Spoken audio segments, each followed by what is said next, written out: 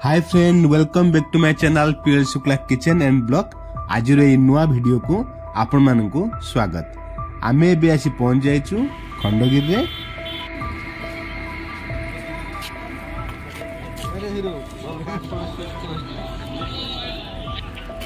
प्रथम आम ticket collect करनबा। गोटे टिकेट रो दाम अछि 25 टंका। जदि बयस 15 वर्ष कम थाए ताल टिकेट लागबो नै। खंडगिरी और उदयगिरी अधा प्राकृतिक और अधा मनुष्यकृत, जहाँ ऐतिहासिक पुरातन तत्व धार्मिक गुरुत्व रही। ओडिशार राजधानी बा मंदिर मालिनी सहर भुवनेश्वर अवस्थित। Bhubaneswar green city smart city नाम परिचित। खंडगिरी आ उदयगिरी पूर्व नाम थिला कुमार कुमारी पर्वत। खंडगिरी आ उदयगिरी पहाड़ मध्य गोटे रास्ता जाइछि। रास्तार बाम पटरे खंडगिरी और तार डाहाण पटरे उदयगिरी अवस्थित। ऐतिहासिक दृष्टिकोण ए स्थान बहुत गुरुत्वपूर्ण। सम्राट खारबेरंकर प्रसिद्ध हाथी गुंफा शिलालेखा यह स्थान में अवस्थित, जहाँ प्राचीन ओडिशा संपर्क में एक गुरुत्वपूर्ण ऐतिहासिक उपादान। महामेघवाहन ऐर खारबेल कलिंगर चेदी राजवंशर जड़े पराक्रमशाली राजा थिले। कलिंगर पुराणा गौरव तांको जोगु फेरी आसीथिला। से अनेक देश सहित नौ वाणिज्य स्थापन करथिले। कलिंगर परिसीमा गंगा ठारू कावेरी पर्यंत व्यापक करथिले।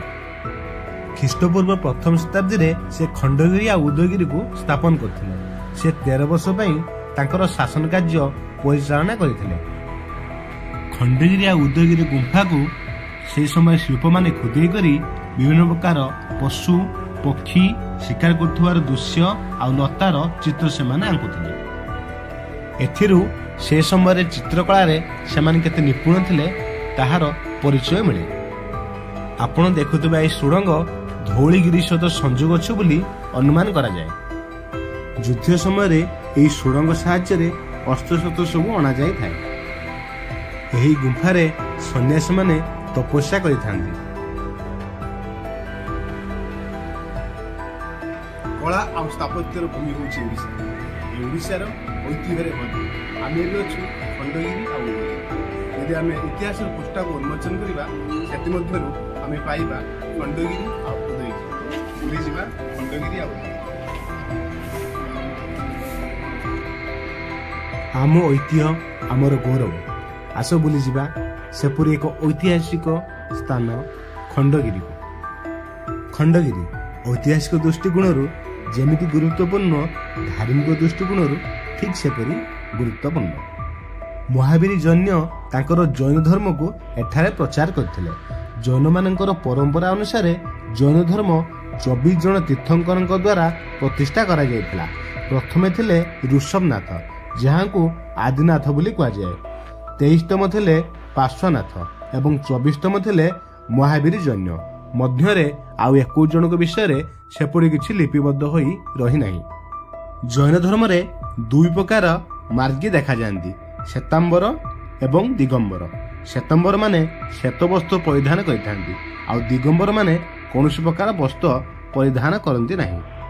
खंडगिरी रे दिगंबर मानकर धर्मानुष्ठान रहिथिबारु एठारे दिगंबर संप्रदायर सन्यासी माने एठारे हेउथिबा कुंभ मेला रे आसीथांती एवं देशरू कोण अनुकोणरू बहु संख्यक साधु सन्यासी माने मध्य एठाकू तपस्या करियाकू आसीथांती आउ सेही हेउथुबा यज्ञ रे योगदान करंती। जैन धर्म 4टी नीति उपरे प्रतिष्ठित: अहिंसा, सत्य, औचर्य, अपरिग्रह। खंडगिरी रे 15टी गुंफा रहिछि। सेगुडिकर नाम हैला तत्तु गुंफा 1, तत्तु गुंफा 2, अनंत गुंफा, तेंतुली गुंफा, खंडगिरी गुंफा, ध्यान गुंफा, नवमुनि गुंफा, 12 भुजी गुंफा, तुषुल गुंफा, अंबिका गुंफा, ललाटेंडु केशरी गुंफा, एकादशी गुंफा।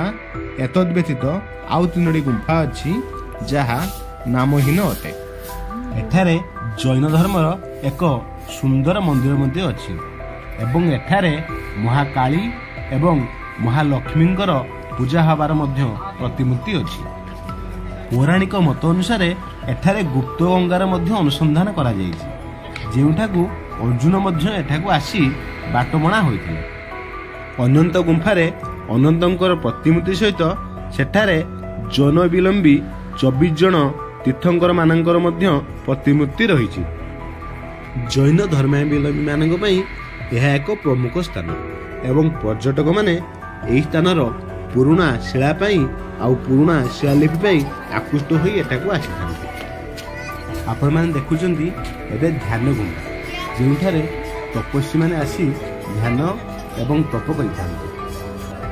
ଆପଣ ଏବେ ଦେଖୁଛନ୍ତି ନବମୁନି ଗୁମ୍ଫା, ଯେଉଁଠାରେ ନବମୁନି ମାନଙ୍କର ତପସ୍ୟା କରିବା ଦୃଶ୍ୟକୁ ଚିତ୍ରଣ କରିବା ସହିତ ଏଠାରେ 88 ଦେବୀ ମା ବାରଭୁଜାଙ୍କର ଚିତ୍ର ମଧ୍ୟ ରହିଛି। ଖଣ୍ଡଗିରି ଐତିହ୍ୟ ଓ ଧର୍ମରେ ଏକ ପ୍ରମୁଖ ସ୍ଥାନ ହୋଇଥିବା ସ୍ଥଳେ ଏହାର ପ୍ରାକୃତିକ ସୌନ୍ଦର୍ଯ୍ୟରେ ଭରପୁର ଥାଏ। ଆପଣ ଯଦି ଏହାର ଉପରକୁ ଯାଇ ଦେଖିବେ ତାହେଲେ ଉଦୟଗିରିର ଏକ ସୁନ୍ଦର ଚିତ୍ର ଦେଖିବାକୁ ମିଳିବ। ତା ସହିତ ଆପଣ ଦେଖିପାରିବେ ଜୈନଙ୍କର ଏକ ଅଲୌକିକ ମନ୍ଦିର। ଏବେ ତ ଆମେ ଖଣ୍ଡଗିରି ବୁଲିଲେ ଆଉ ଖଣ୍ଡଗିରି ବିଷୟରେ ଜାଣିଲେ। ଏବେ ଚାଲନ୍ତୁ ଯିବା ଆମେ ଉଦୟଗିରି ବୁଲିବାକୁ।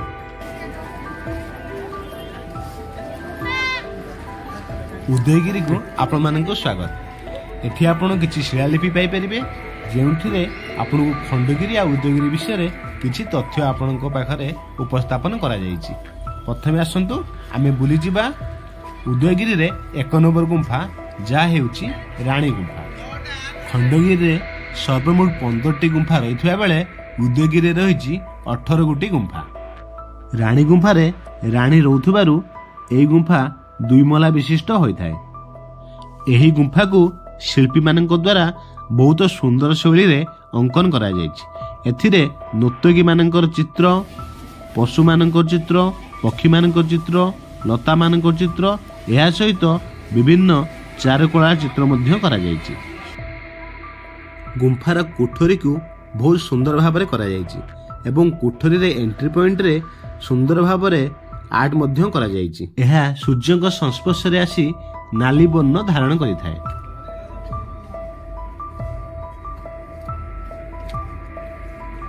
ରାଣୀ ଗୁମ୍ଫାକୁ ଆମେ ଯଦି ଟିକେ ଦୂରରୁ ଦେଖିବା ତାହେଲେ ଆମକୁ ଏହା ଏକ ରାଜଉଆସ ପରି ପରିଲକ୍ଷିତ ହେବ। ଏବେ ଆସନ୍ତୁ ଆମେ ରାଣୀ ଗୁମ୍ଫାର ଦ୍ୱିତୀୟ ମହଲାକୁ ଯିବା। ଦ୍ୱିତୀୟ ମହଲାରେ ମଧ୍ୟ ଆପଣ ପାଇବେ ସୁନ୍ଦର କଳା। ଦୁର୍ଗା ଏବଂ ହନୁମାନଙ୍କର ପ୍ରତିମୂର୍ତ୍ତି ମଧ୍ୟ ଆପଣ ସେଠାରେ ଦେଖିବାକୁ ପାଇପାରିବେ। ଆପଣ ଦେଖୁଥିବା ଏହି ସୁଡ଼ଙ୍ଗ ଧଉଳିଗିରି ସହିତ ସଂଯୋଗ। ଏହା 17 କିଲୋମିଟର ଦୂରତ୍ୱ, କିନ୍ତୁ ଯଦି ଆପଣ ଏହି ସୁଡ଼ଙ୍ଗ ବାଟେ ଯିବେ ତାହେଲେ ଆପଣଙ୍କୁ 10 କିଲୋମିଟର ପଡ଼ିବ। ରାଣୀ ଗୁମ୍ଫାର ଆଗରେ ଏକ ବାରଣ୍ଡା ପରି ପରିଲକ୍ଷିତ ହୋଇଥାଏ। ଗୁମ୍ଫାର ଭିତର ପାର୍ଶ୍ୱକୁ ସାମାନ୍ୟ ଉଚ୍ଚା ଥାଏ। ଏହାକୁ ସେ ଶୋଇବା ବେଳେ ତକିଆ ପରି ବ୍ୟବହାର କରୁଥିବାର ଅନୁମାନ କରାଯାଏ। ଖାରବେଳଙ୍କ ପରେ ପରେ ତାଙ୍କ ପୂର୍ବଜମାନେ ମଧ୍ୟ ଏହାର ରକ୍ଷଣାବେକ୍ଷଣ ଏବଂ ଏହାର ଉନ୍ନତିକରଣ ପାଇଁ ମଧ୍ୟ ଧ୍ୟାନ ଦେଇଥିଲେ। ଏହି ପ୍ରାଚୀନ ପଥର କଳାକୁ ଉଜ୍ଜୀବିତ ରଖିବାକୁ ଯାଇ ଏବେକାର ସରକାର ମଧ୍ୟ ସେଥିପ୍ରତି ଧ୍ୟାନ ଦେଉଛନ୍ତି। କାନ୍ଥରେ ସୁନ୍ଦର କଳା ସହିତ ବାহিର ପାର୍ଶ୍ୱରେ ପ୍ରାକୃତିକ ପରିବେଶ ଏବଂ ଆମେ ଉଦୟଗିରି ଯଦି ଦେଖିବା ଖଣ୍ଡଗିରିକୁ, ଖଣ୍ଡଗିରିରେ ଜୈନ ମନ୍ଦିର ବହୁତ ସୁନ୍ଦର ଭାବରେ ଦେଖାଯାଇଥାଏ। ଏବେ ଆପଣ ଦେଖୁଛନ୍ତି ବାଜାଘର ଗୁମ୍ଫା, ଯାହା ହେଉଛି ଉଦୟଗିରିର 2ୟ ନମ୍ବର ଗୁମ୍ଫା। ଏବେ ଆପଣ ଦେଖୁଛନ୍ତି ଛୋଟ ହାତୀ ଗୁମ୍ଫା, ଯାହା ହେଉଛି ଉଦୟଗିରିରେ 3ୟ ନମ୍ବର ଗୁମ୍ଫା। ଏଠାରେ ହାତୀର ଏକ ସୁନ୍ଦର ଆର୍ଟ ମଧ୍ୟ କରାଯାଇଛି।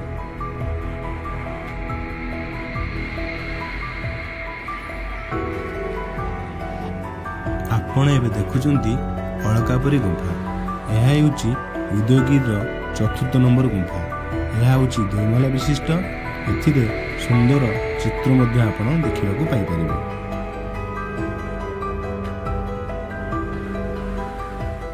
ଏଠାରେ ଦ୍ୱାର ରକ୍ଷୀର ଚିତ୍ର ସହିତ ହନୁମାନଙ୍କର ଚିତ୍ର ଆପଣ ପାଇପାରିବେ।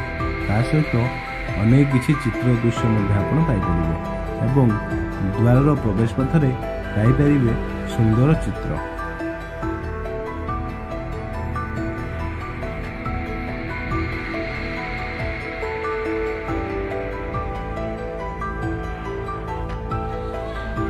ଆପଣ ଏବେ ଦେଖୁଛନ୍ତି ଜୟ ବିଜୟ ଗୁମ୍ଫା, ଯାହା ହେଉଛି ଉଦୟଗିରିର 5ମ ନମ୍ବର ଗୁମ୍ଫା। ଏବେ ଦେଖୁଛନ୍ତି ପଣସ ଗୁମ୍ଫା, ଯାହା ହେଉଛି ଉଦୟଗିରିର 6 ନମ୍ବର ଗୁମ୍ଫା। ଆପଣମାନେ ଏବେ ଦେଖୁଛନ୍ତି ଠାକୁରାଣୀ ଗୁମ୍ଫା, ଯାହା ହେଉଛି ଉଦୟଗିରିର 7ମ ନମ୍ବର ଗୁମ୍ଫା। ଆପଣ ଏବେ ଦେଖୁଛନ୍ତି ପାତାଳପୁରୀ ଗୁମ୍ଫା, ଯାହା ହେଉଛି ଉଦୟଗିରିର 8ମ ନମ୍ବର ଗୁମ୍ଫା।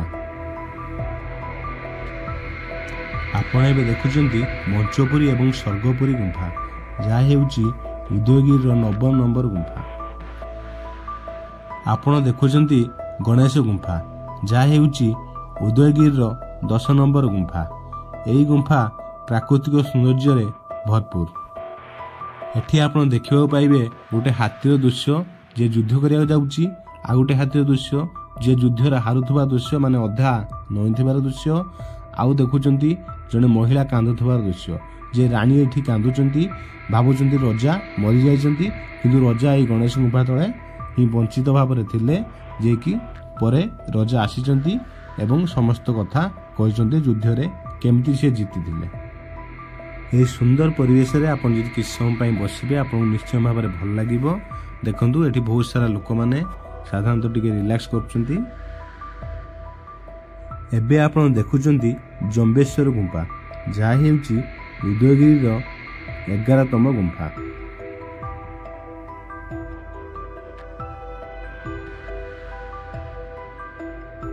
ଏବେ ଆପଣ ଦେଖୁଛନ୍ତି ବାଘ ଗୁମ୍ଫା, ଯାହା ହେଉଛି ଉଦୟଗିରିର 12 ନମ୍ବର ଗୁମ୍ଫା। ବାଘର ପାଟି ପରି ସଦୃଶ ହୋଇଥିବାରୁ ଏହି ଗୁମ୍ଫାକୁ ବାଘ ଗୁମ୍ଫା ବୋଲି କୁହାଯାଉଛି।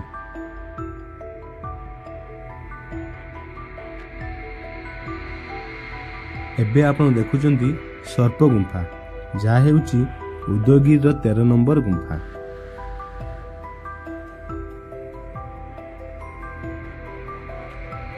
ଆପଣ ଏବେ ଦେଖୁଛନ୍ତି ହାତୀ ଗୁମ୍ଫା, ଯାହା ହେଉଛି ଉଦୟଗିରିର 14 ନମ୍ବର ଗୁମ୍ଫା। ଖାରବେଳଙ୍କର ସମ୍ବନ୍ଧିତ ସବିଶେଷ ତଥ୍ୟ ଏହି ଗୁମ୍ଫାର ଶିଳାଲେଖାରୁ ମିଳିଥାଏ। ଏହା ବ୍ରହ୍ମୀ ଲିପିରେ ପଥର ଖୋଦେଇ କରି ସତ ଦାଢ଼ିରେ ଲେଖାଯାଇଛି। ଏହା ପ୍ରଥମ ଶତାବ୍ଦୀର ବୋଲି ଜଣାଯାଏ। 1900 ବର୍ଷ ପରେ ଏହାକୁ ଉଦ୍ଧାର କରାଯାଇଥିବାରୁ କିଛି ଅକ୍ଷର ଅସ୍ପଷ୍ଟ ଥିଲା।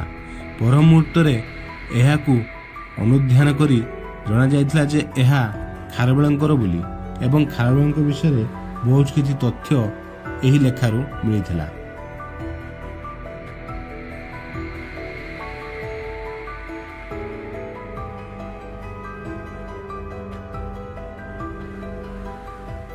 ଆପଣ ଏବେ ଦେଖୁଛନ୍ତି ଧନଘର ଗୁମ୍ଫା, ଯାହା ହେଉଛି ଉଦୟଗିରିର 15 ନମ୍ବର ଗୁମ୍ଫା। ରାଜା ଯୁଦ୍ଧରୁ ବିଜୟ ହେଲା ପରେ ଧନ ଆଣି ଏହି ଗୁମ୍ଫା ରଖୁଥିବାର ଅନୁମାନ କରାଯାଏ।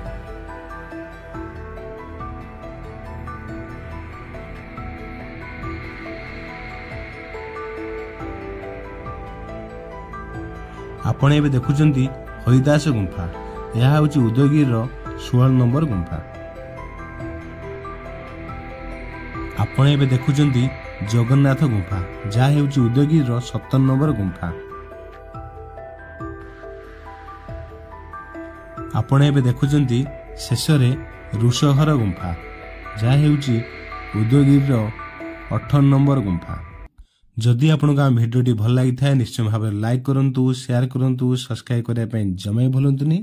ପୁଣି ଦେଖା ହେବ ଆଉ ଗୋଟେ ନୂଆ ଭିଡ଼ିଓରେ ଆଉ କିଛି ନୂଆ ବ୍ଲଗ ସହିତ। ରହିଲି, ନମସ୍କାର।